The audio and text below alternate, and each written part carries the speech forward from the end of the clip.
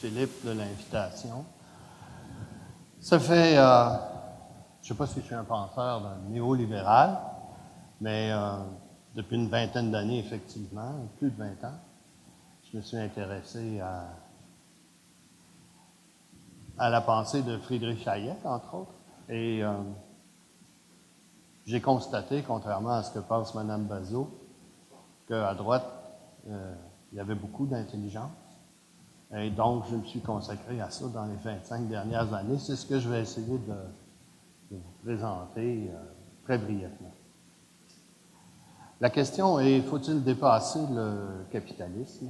Ça se présente comme une question qui a l'air d'être une question morale. D'ailleurs, ça se passe dans le cadre du concours philosophie. Je vais en discuter dans le cadre du cours éthique et politique. Mais je ne vais pas la traiter comme une question morale. Je pense que c'est une question de fait plutôt qu'une question de droit. Ce n'est pas une décision morale, c'est une question qui porte sur qu'est-ce qui est possible. Disons-le en un mot, donc, dépasser le capitalisme, ce serait, j'imagine, parce qu'il y a des penseurs hegéliens autour, nier, mais aussi faire mieux, hein? Résoudre les problèmes de la situation précédente, donc améliorer. Si la question est, faut-il faire mieux que ce que le capitalisme fait? Ma réponse sera non.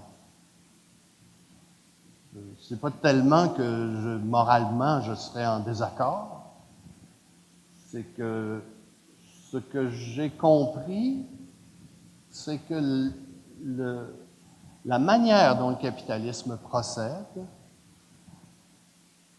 a résolu un grand nombre de problèmes que les sociétés précédentes n'avaient pas résolus, que la manière dont le capitalisme procède a permis, j'en glisse quelques mots tout à l'heure, la sortie d'un État qui existait pratiquement depuis je dis les débuts de l'humanité, au moins depuis qu'il y a des civilisations, au moins depuis la révolution agricole. Et donc, nous n'avons pas la connaissance ou les moyens,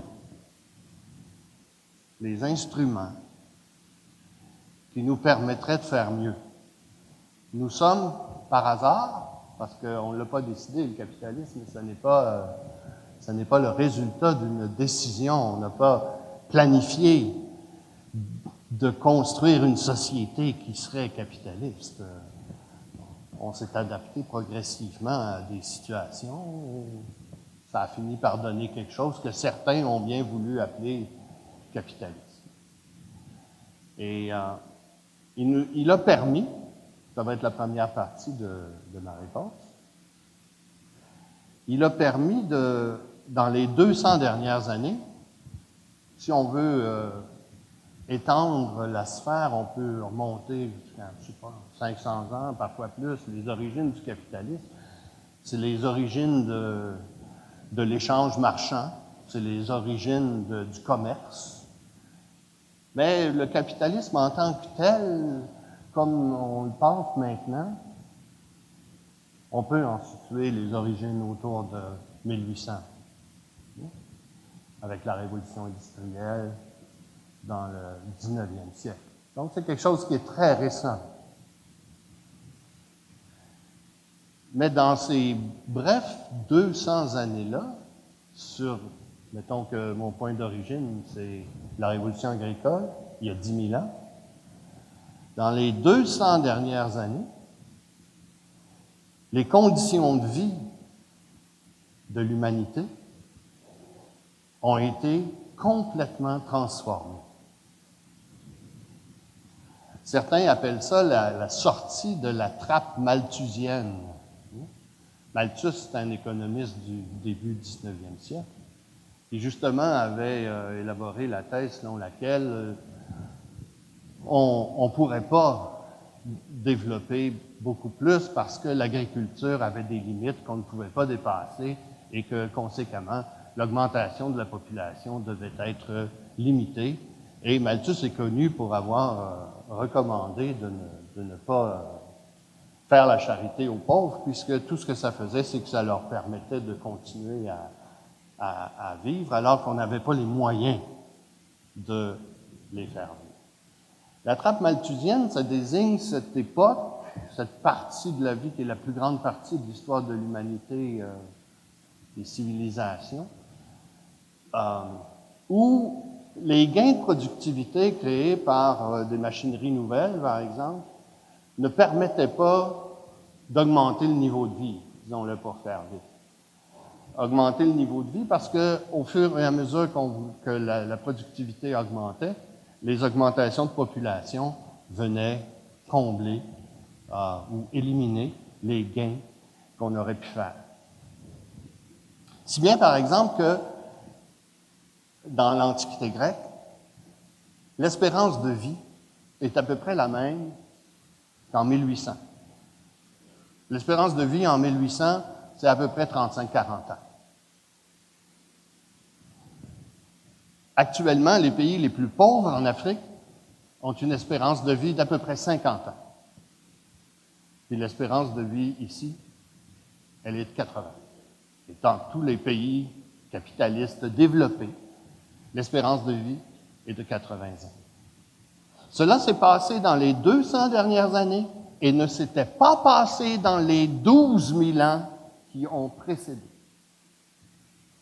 Cela est associé de manière forte au développement du capitalisme.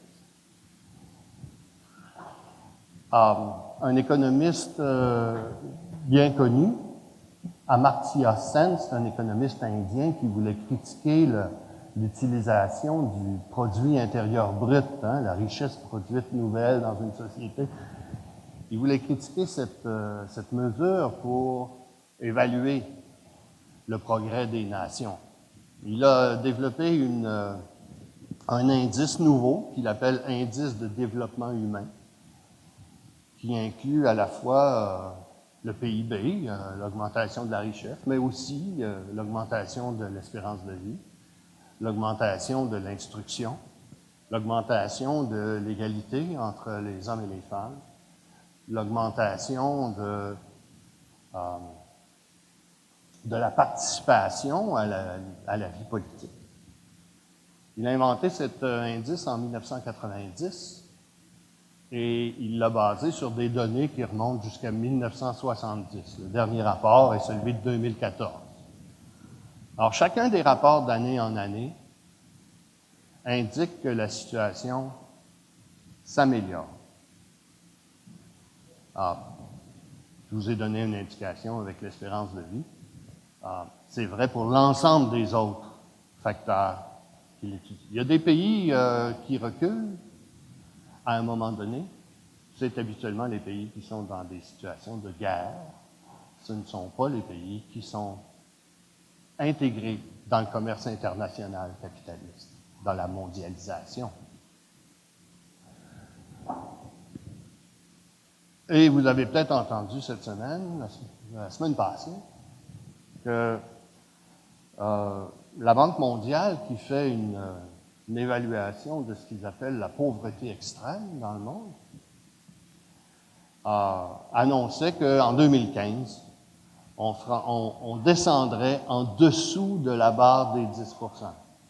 Bon, peut-être qu'on peut critiquer les critères qui sont utilisés pour évaluer la pauvreté extrême, mais ce qui est important, c'est de voir qu'en 1999, le taux de pauvreté extrême, en 1999, le taux de pauvreté extrême évalué par la Banque mondiale était de 29 %. En 2012, il était rendu à 13 %. En 2015, il va passer en deçà de la barre des 10 % et la Banque mondiale a comme perspective qu'on devrait s'approcher de zéro en 2030. Bref, Dans les derniers 200 ans, le développement du capitalisme a permis une amélioration des conditions de vie. Et là, je ne parle pas uniquement du bien matériel. Ça aide. Avoir chaud, manger bien, être bien logé, c'est un indispensable. Mais ça a permis aussi une large extension du développement de l'instruction, une large extension du développement des démocraties et de l'égalité entre les hommes et les femmes. Si vous voulez vérifier, par exemple, l'indice pour le développement humain, vous le trouverez sur le site des Nations unies. Ou cherchez simplement indice de développement humain. Comment ça se fait? Comment ça peut se faire? Qu'en 200 ans, on a doublé l'espérance de vie, passant de 40 à 80, et qu'on ait fait en sorte que l'espérance de vie actuelle, par exemple, des pays africains les plus pauvres, est plus grande que celle de l'ouvrier anglais du 18e ou du 19e siècle. Comment ça marche? Qu'est-ce que le capitalisme?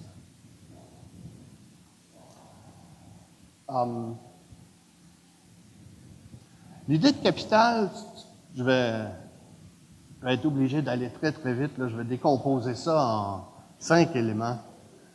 Alors, ça va me donner à peu près 2 minutes chaque. Premièrement, l'idée de capital. Deuxièmement, l'idée de propriété que je vais appeler séparée plutôt que privée.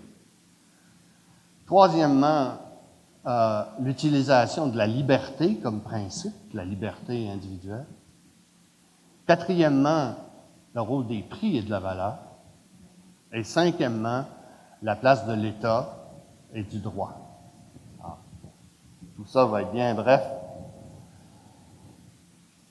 L'idée de capital, c'est du travail accumulé et qu'on n'a pas utilisé. Hein? Par exemple, c'est constitué du matériel qu'on utilise dans une entreprise pour produire d'autres choses. Le capital, c'est la maison qu'on achète et qui reste cela qu'on ne dépense pas, on l'utilise, mais elle ne se défait pas pour autant, et c'est un avoir accumulé. Le capital, ça permet de produire. Alors, je donne un exemple banal qui n'est pas encore du capitalisme, mais qui permet de comprendre. Le chasseur qui s'assoit pour aiguiser sa pointe de flèche n'est pas en train de chasser, mais il améliore, il prend du temps qu'il pourrait consacrer à autre chose pour chasser, il prend du temps pour améliorer soit la pointe de sa flèche, la rigidité de la flèche ou la qualité de l'empenne pour que ça vole mieux. Il améliore son produit pour que son activité soit plus efficace. Travailler, par exemple, à construire des machines qui vont permettre d'aller chercher des minerais dans les mines, c'est pas aller chercher du minerai dans les mines, mais c'est perfectionner le matériel qui va permettre d'aller chercher dans la mine beaucoup plus de minerais. Un travail intensif en capital, une activité intensive en capital, c'est par exemple une agriculture avec un gros tracteur. Une activité qui est intensive en travail, c'est une activité d'agriculture qui est faite à la main ou avec un bâton ou quelque chose de très limité. Voilà pour la notion de capital. L'autre notion essentielle, c'est l'idée de propriété. On dit propriété privée. L'expression ne permet pas de comprendre ce que le capitalisme fait. Privé, ça s'oppose à public. Et le fait que ça appartienne à un privé plutôt qu'à un public, c'est bon, mais ça ne permet pas de voir de quelle manière tout ça fonctionne. Dans Hayek, j'avais été intéressé par l'expression qu'il utilise, il dit « several property ». La propriété coupée, séparée, divisée. Qu'est-ce que la propriété privée? Ben, c'est une manière de procéder qui, au lieu de traiter la ressource de la communauté de manière globale, la divise et attribue à des parties le soin de s'occuper de chacune des parcelles. Un système de propriété privée, c'est un système où, au lieu que les choses appartiennent au groupe qui en gérerait la fonction d'en haut, c'est divisé par petites sections, par parcelles, où chacun, dans son coin, travaille à une partie des choses plutôt que de s'occuper de l'ensemble. La propriété privée, c'est très étroitement lié à la division du travail, à la spécialisation, et donc à l'accroissement du savoir. Si le capitalisme a été un tel facteur de développement des connaissances, des universités, des savoirs, c'est parce qu'en divisant comme ça les activités, il permet l'utilisation d'un savoir spécialisé, chacun travaillant dans son coin sans trop savoir ce qui se passe dans la totalité.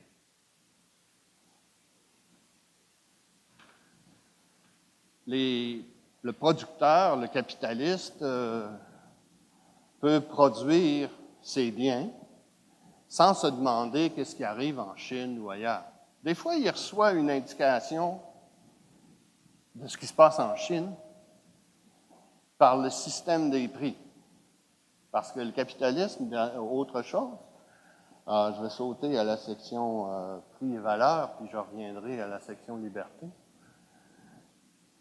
Comme chacun est séparé, il faut comme un système de communication qui, d'une certaine manière, tienne ces gens-là ensemble. Actuellement, par exemple, la Chine connaît un certain ralentissement, et nous le savons tous au Canada, parce qu'il y a des entreprises qui ferment, des mines qui ferment, parce que les Chinois sont plus acheteurs, ils n'ont pas suffisamment à faire pour acheter les ressources canadiennes, de telle sorte que, effectivement, l'activité économique canadienne a tendance à diminuer, et la raison de ça se trouve en Chine. Ce n'est pas nécessaire de faire de la science politique pour le savoir. La seule considération des prix des matières premières nous l'indique. Elles sont moins demandées, et comme elles sont moins demandées, elles valent moins, elles sont moins intéressantes, elles sont moins recherchées, et donc, il est plus difficile de les vendre. Le système de prix permet la coordination des différentes activités de ces propriétaires séparés. Il permet donc à chacun de se spécialiser dans des activités, ce qui fait la productivité, l'efficacité de la production capitaliste. Chacun se spécialisant, développant de manière exceptionnelle le secteur à l'intérieur duquel il se trouve à travailler. Le principe, à la base de ça, la liberté d'entreprendre, la liberté de chacun, c'est la liberté autant des entreprises que celle des individus. Personne ici ne s'est fait dire par quelqu'un qu'il était obligé de travailler dans tel ou tel secteur. Chacun y va selon son goût, ses aspirations, ses ambitions, ce qu'il croit être ses capacités, ses propres valeurs à lui. Et pourtant, chacun prenant ses décisions individuelles, sans consulter les autres et sans savoir ce qu'ils vont décider, tout ça finit par former un tout qui n'est pas trop mal cohérent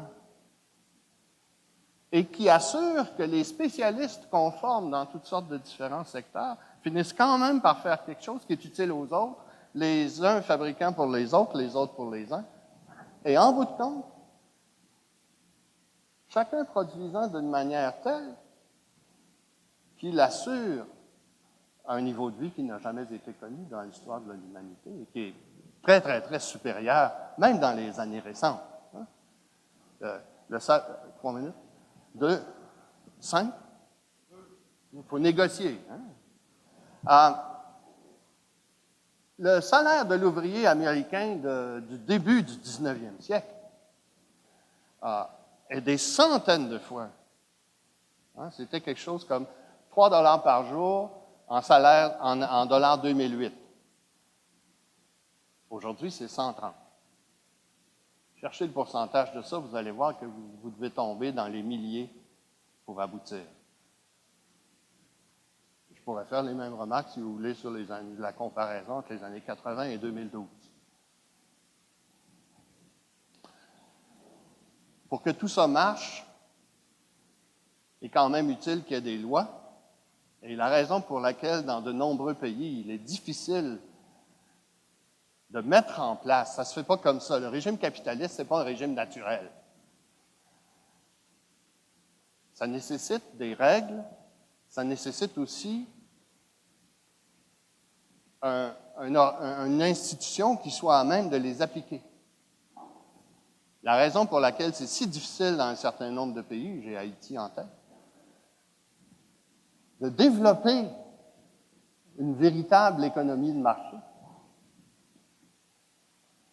c'est qu'il n'y a pas d'État qui puisse appliquer des règles. Il faut une structure qui permette de les appliquer. Je termine. Le choix d'un régime économique, ce n'est pas un choix délibéré.